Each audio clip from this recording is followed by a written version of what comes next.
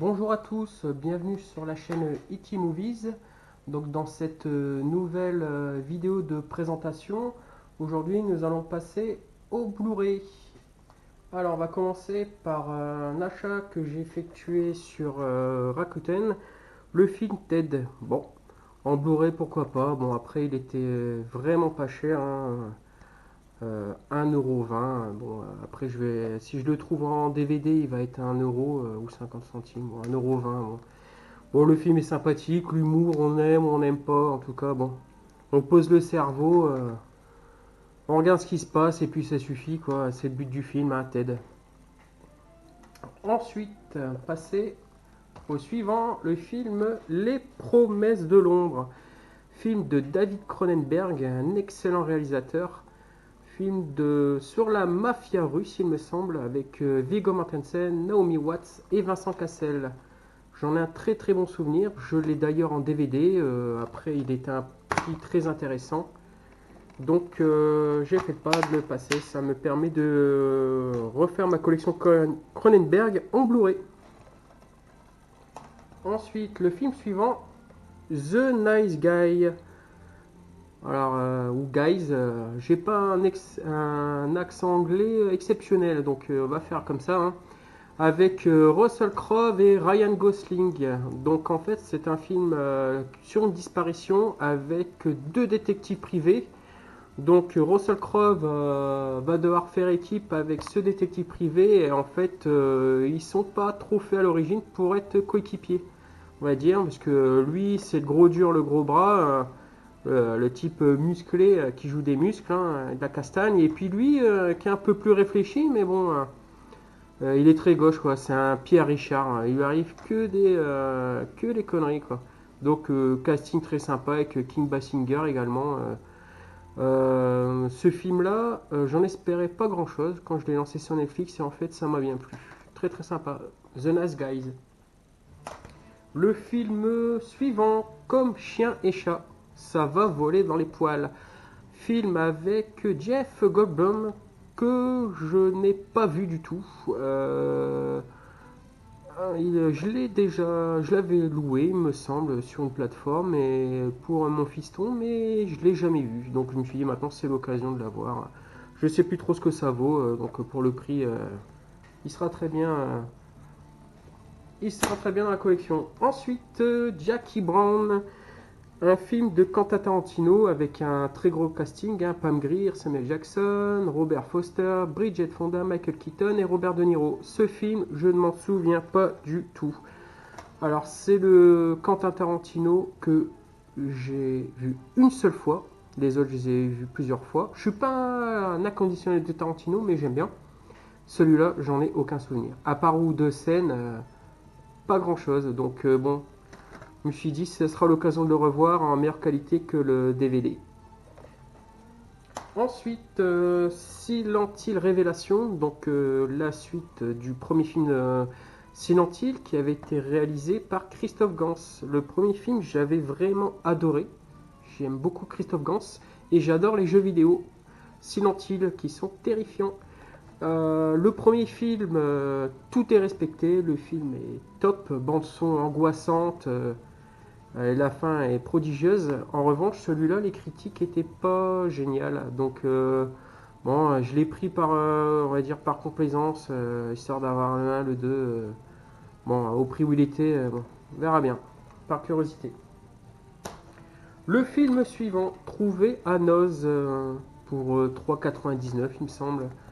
Labyrinthe, film fait avec le marionnettiste Jim Henson, hein, Dark Crystal et ainsi de suite, avec David Bowie.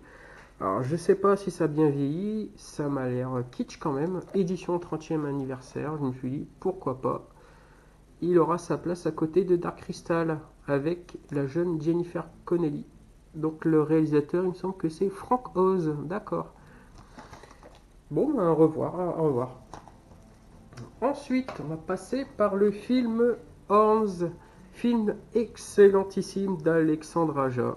Une histoire de vengeance où en fait Daniel Radcliffe il est accusé du meurtre de sa petite amie.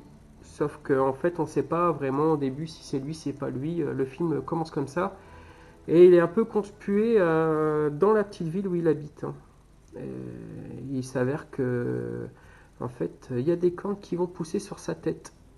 Et des pouvoirs vont naître en lui. Des pouvoirs un peu, on va dire, démoniaques pour retrouver l'assassin de sa petite copine et comprendre ce qui a causé le meurtre. Donc, c'est un thriller très allaitant, mélangeant fantastique et horreur. C'est top, topissime. Et la fin est géniale. Je vous le conseille, Horns. Ensuite, passer au cultissime Poltergeist, film de Tobe Hooper, entre guillemets, on va dire, parce que production Steven Spielberg, et on voit bien que dans le film, c'est la patte de Steven Spielberg, hein. C'est du Steven Spielberg, c'est le film d'horreur de Steven Spielberg. Mais bon, c'est marqué, hein, Tobe Hooper, le réalisateur de Massacre à la tronçonneuse.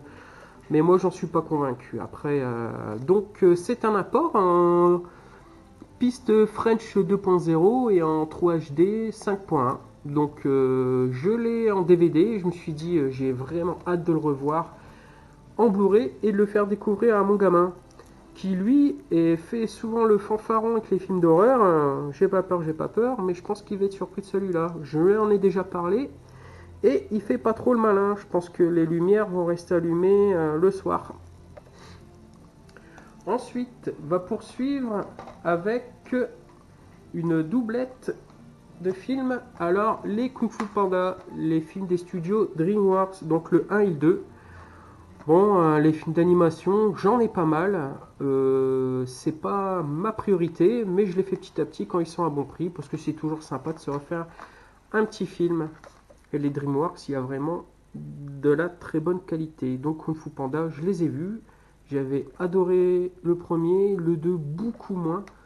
Mais bon, au prix où je les ai eus, ça se prend. Ensuite, on va passer à iRobot. Et oui, je n'avais pas iRobot en Blu-ray, le film de Alex Proyas, le réalisateur de The Crow notamment, et il me semble Dark City. Donc là, changement d'univers, hein, avec l'intelligence artificielle et des robots qui se rebellent. Vraiment très très sympa ce film. Très très sympathique. Bien réalisé, les effets spéciaux sont... ça ne vieillit pas. Ensuite, un film que j'ai trouvé à Noz pour pas cher. Film qui est cartonné à l'époque à sa sortie. Paranormal Activity. Je l'ai vu une fois, j'ai fait ouais, c'est bien, ouais. J'avais l'impression que c'était un film où tout était filmé avec des fils de pêche. Enfin, bon, je vais le revoir par curiosité. Ça m'avait pas fait un effet extraordinaire à sa sortie. Après, pour le prix, je me suis dit, bah, je vais le revoir. Le film suivant est Good Kill avec Ethan Hawke et le réalisateur Andrew Niccol, donc le réalisateur de Lord of War et Bienvenue à Gattaca, il me semble. Donc c'est un film de guerre, donc c'est un film que je n'ai pas vu. Je vais vous lire l'histoire. Le commandant Tommy Egan, pilote de chasse reconverti en pilote de drone, combat 12 heures par jour les talibans derrière sa télécommande depuis sa base à Las Vegas. De retour chez lui, il passe l'autre moitié de la journée à se quereller avec sa femme, Molly et ses enfants. Tommy remet cependant sa mission en question. Ne serait-il pas en train de générer davantage de terroristes qui n'en exterminent? Donc j'étais curieux de voir. Je n'ai jamais vu. J'en ai eu des bons retours. J'ai hâte de le revoir prochainement.